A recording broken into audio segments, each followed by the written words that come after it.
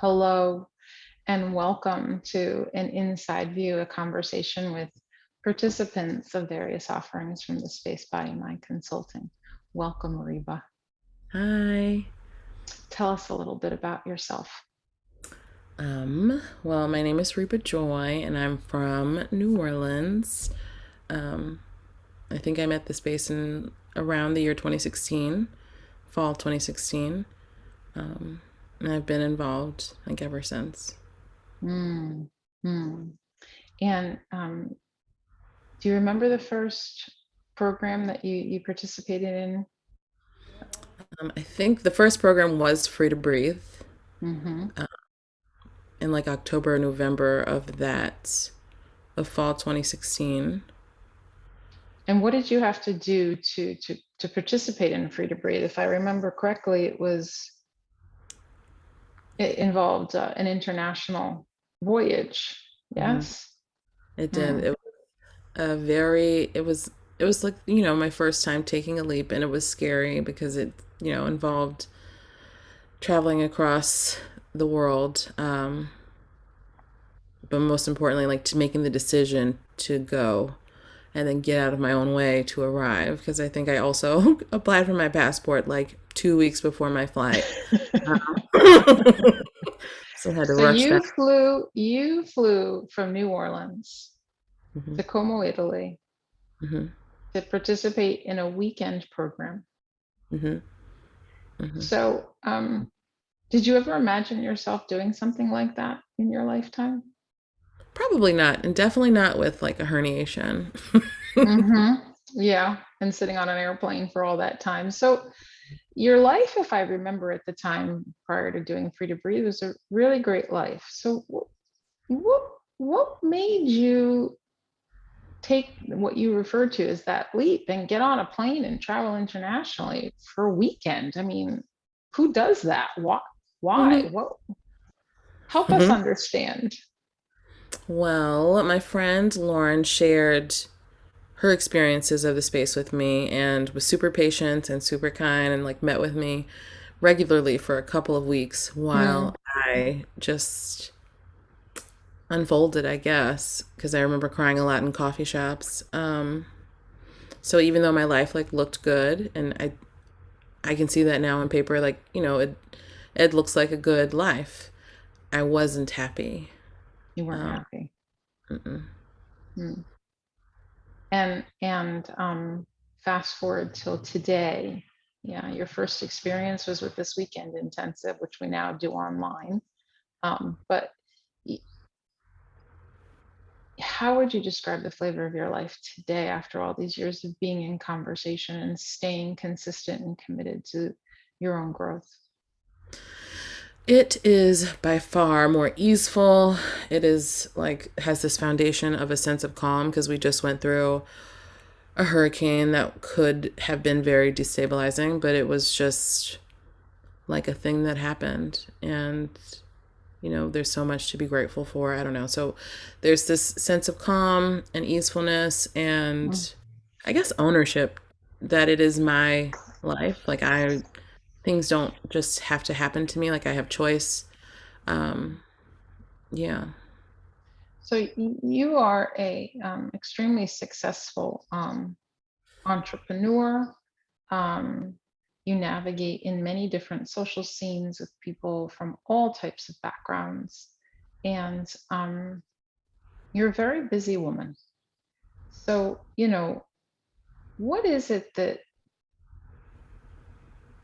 drives you to continue to invest your time, energy, and money in the work that you do with us for your own growth?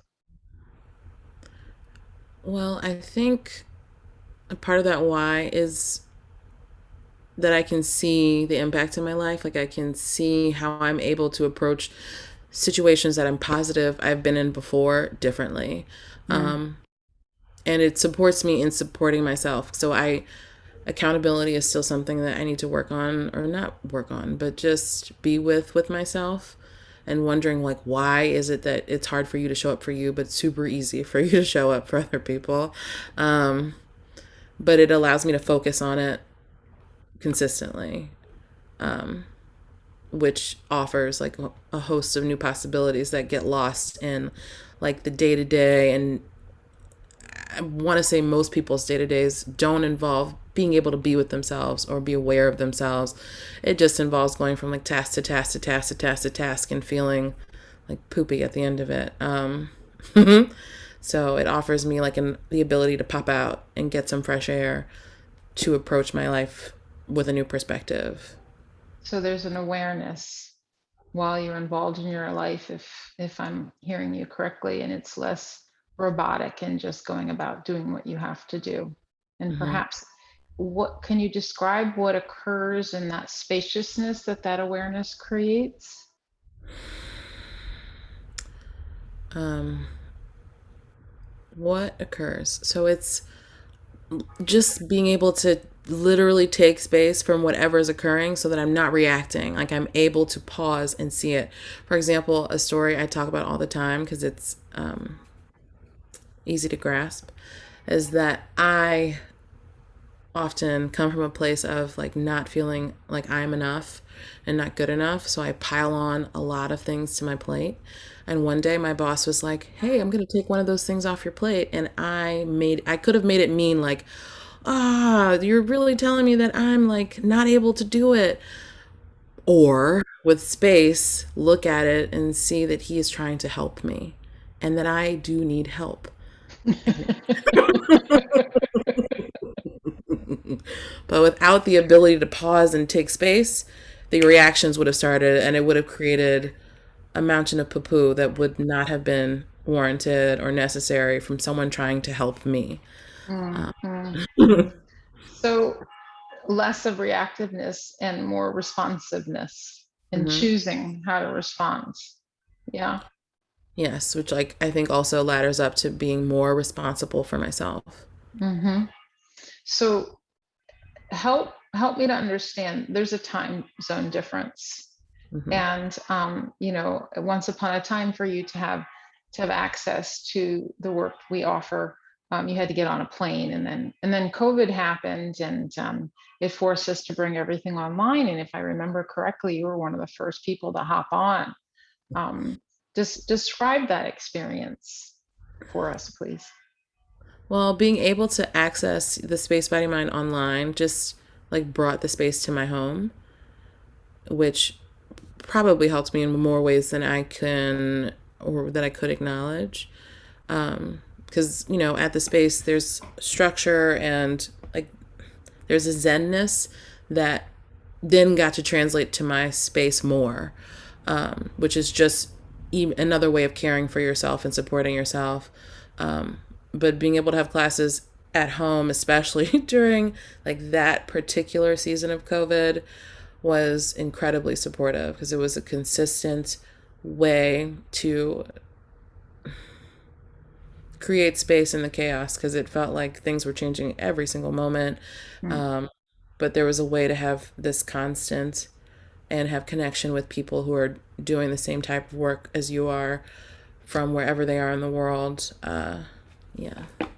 So, how do you create that space for yourself in the midst of your very hectic, demanding life? It is often very challenging because I have a lot of resistance about time or like my value with time, if that makes sense. But I also know that, I still have a choice. And if I choose to attend or if I choose to show up, that I'll have a different experience because of it. And that experience is often like it leads to something better, even if it doesn't feel that way in the moment. Mm, It mm, leads to what I need mm. versus what I already know isn't working or So, you know, when you speak about practicing, what are you referring to? the body mind yoga sessions or body mind sessions where we're Hmm. moving our bodies in conjunction with breath. Hmm. Okay. And the conversation that unfolds in those sessions, at times you do recorded, sometimes you do recorded live. And then I've noticed that you started using our newer services, video on demand. So how do you choose what it is you're using, and how is that, do you see a difference in the way it supports you? I still prefer to show up to live classes, but as like things try to go back to the old normal, which is a different conversation, but I've been challenged with carving out the time again. So video on demand allows me to say, okay, I have 30 minutes right now. Great. I can pop in Mm-hmm. whatever feels most aligned for me right now. Mm-hmm. Now. Right, right, right. And you were greatly involved in the development and the creation of, and then actually putting into action the series, the Body Mind a Special Session series.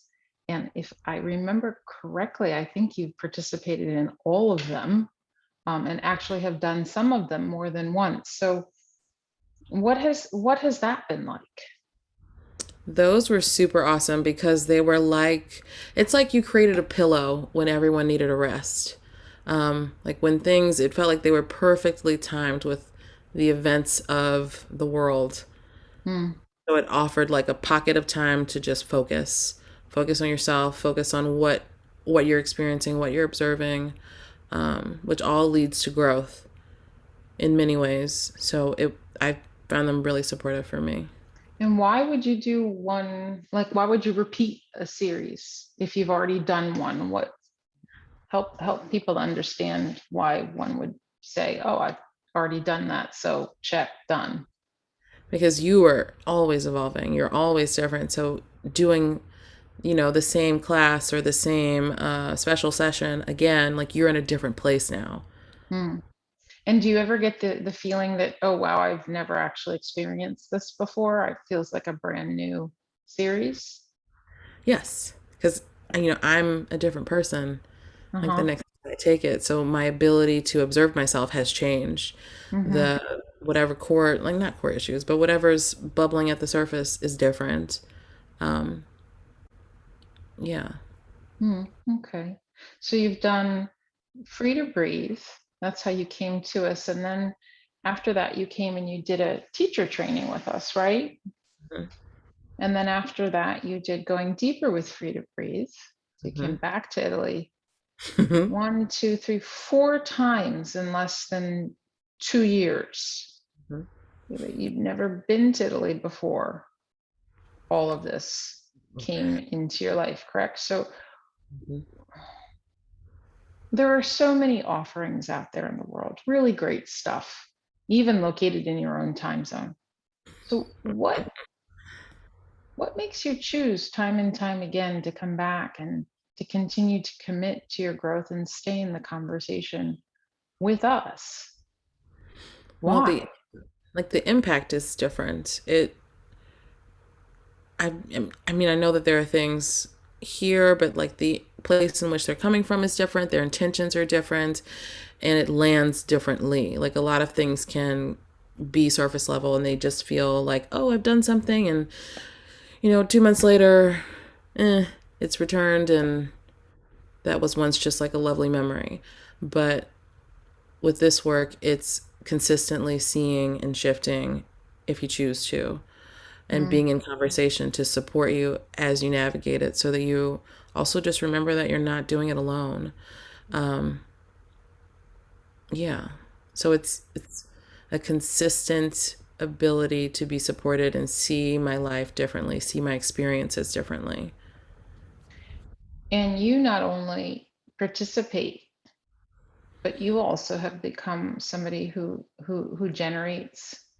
You've become somebody who helps create and helps us get our work out there and get known and educate people about this new field we're developing with the body mind. And I mean, you created the actual website, and here you are today, like on this call, and you're being so generous with putting your face to your experience and sharing it with people. And um, I know that you love to be behind the scenes, and here you are, you've put your face to it and you're willing to share it with the world. So why?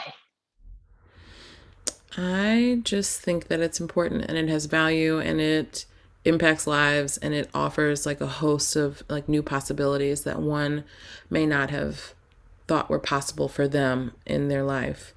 Um, and in that way, everyone is worthy of having the opportunity to explore themselves, to discover something new where they thought that maybe everything was set in stone, to be Mm. surprised by life. So may I ask you a question?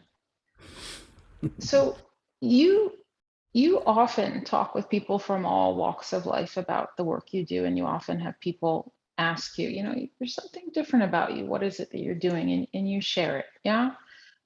And in that, um, I think my experience of people has been that my life is fine. Why do I need to grow or work on myself? Like, what's the point? I'm good, right?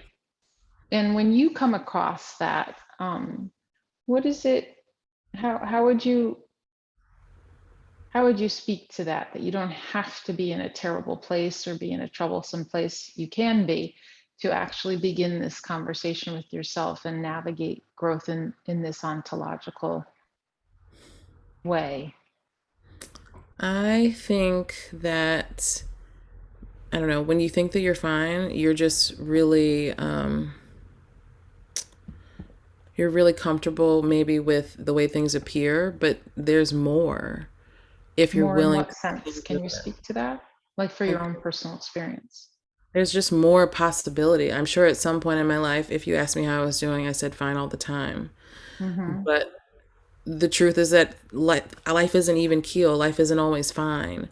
You may try to look at it that way. You may work really hard to see things that way, but the truth is that it's not quite. And if you're willing to like not know it all, you may learn something new about yourself. You may see something new where you thought things again were like set in stone. So, and you don't have to get super personal here, but what has been your greatest discovery about yourself that you were not even faintly aware of when you first came to this conversation? I think it's something that I'm still discovering. I mean, of Mm-hmm. course, like, still, on the path because the path like doesn't end.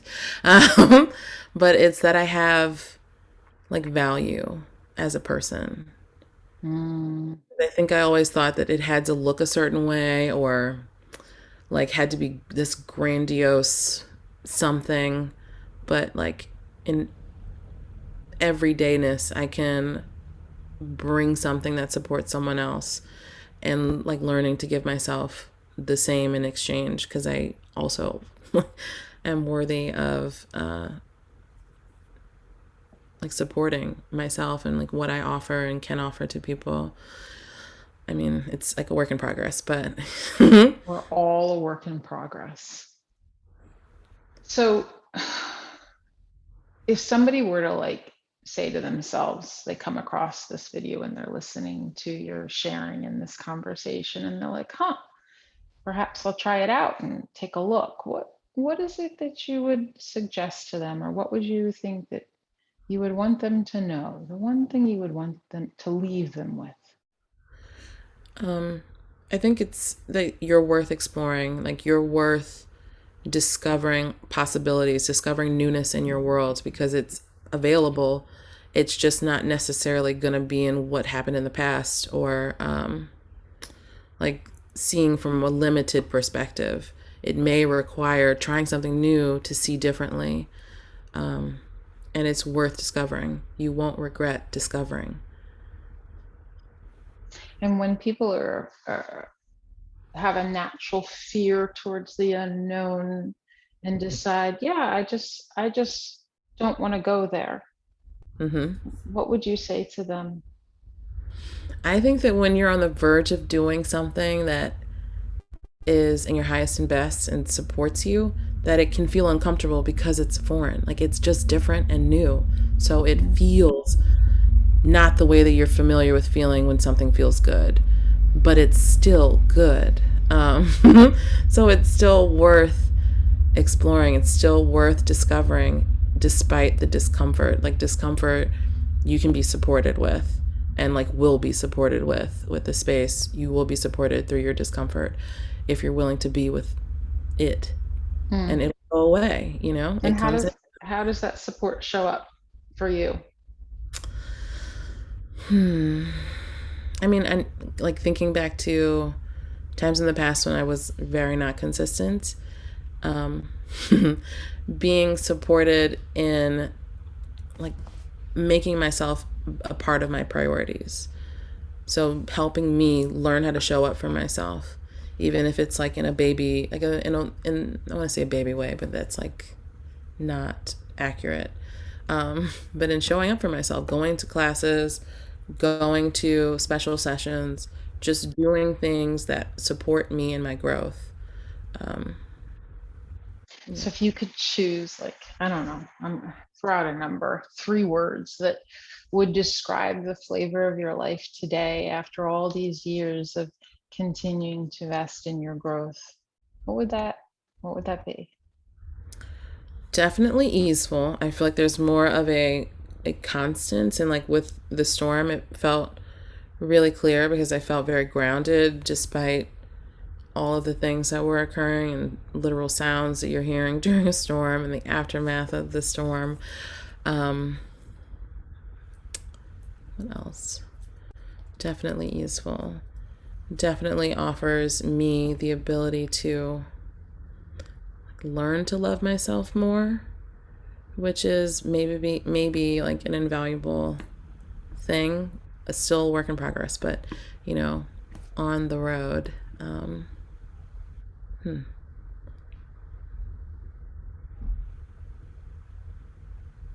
And compassion, Hmm. like being able to be for other people with a deeper understanding of like how we're all navigating our own storms, our own waters, winding roads. Like we're all doing it. And that compassion offers the ability for me to see someone in anger and understand you're not angry at me. Like you are navigating something, and this is the only way that you can express it, and that's okay. Because I'm positive I've been there, and I will probably be there again. So I Mm. get it. It's not something I'm going to take personally. Instead, you probably just need a solid hug. There was actually an incident during the storm that reminded me of that, where someone, was super angry at a gas station, and it could have been very violent, but it's rooted in you wanting to be supported and feel like you were supported and valued and loved, not the anger that, was very clearly coming across. So it offers me that ability to have compassion in those moments. So would it be fair to say in what you just shared that as you become more willing to open up towards yourself and see and really hear and listen to yourself, that eventually that then translate in you being able to see and hear others? Yes, because from how we see ourselves is how we see everything. Um, so yes, Hmm. offers me like new ways to love other people as I learn to love myself, new ways to be compassionate for other people as I learn to be kinder to myself, Hmm. um, and understanding that like whatever's on the surface is probably not it. Like there's levels, there's layers, um, of unending peeling to get down to like the root of a thing. The root of a thing, the root of our lovely patterns, those repeating patterns. So I've been asking you questions this whole time. And I want to give you the opportunity to flip it and perhaps ask me a question before we go so that people also get a sense that in all the work we do, there's no one who's the all knowing one. Um, there's no one that's arrived. It's a shared journey. Okay. What is the most like prominent lesson that you are learning still through this work? Patience. Patience. Um, I, you know, I had a picture in my mind of what I thought my life would look like. I'm turning 50 this year on the 3rd of December. And I had all sorts of plans for myself.